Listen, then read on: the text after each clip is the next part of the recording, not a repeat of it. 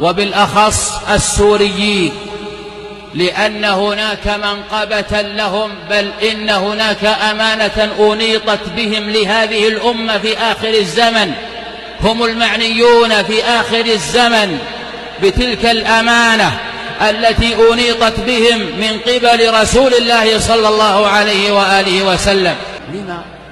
لما أهل الشام وبالأخص السوريين؟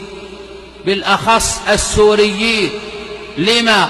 لأن النبي صلى الله عليه وآله وسلم بيّن أن الحروب إذا كثرت فإن نصر الأمة بإذن الله على يد الشاميين السوريين من دمشق.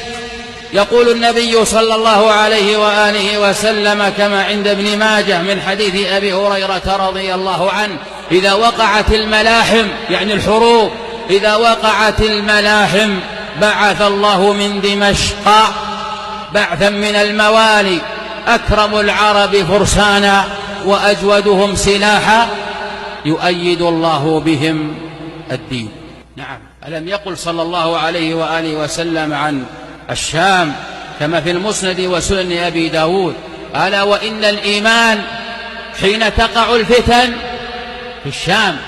وقال صلى الله عليه وآله وسلم كما في المسند وسنن الترمذي: قال صلى الله عليه وآله وسلم: طوبى للشام. لما؟ لأن أجنحة الملائكة باسطة عليها. ألم يقل صلى الله عليه وآله وسلم كما عند أبي داود من حديث عبد الله بن حوالة: قال صلى الله عليه وآله وسلم: فإن الله تكفل لي بالشام وأهله.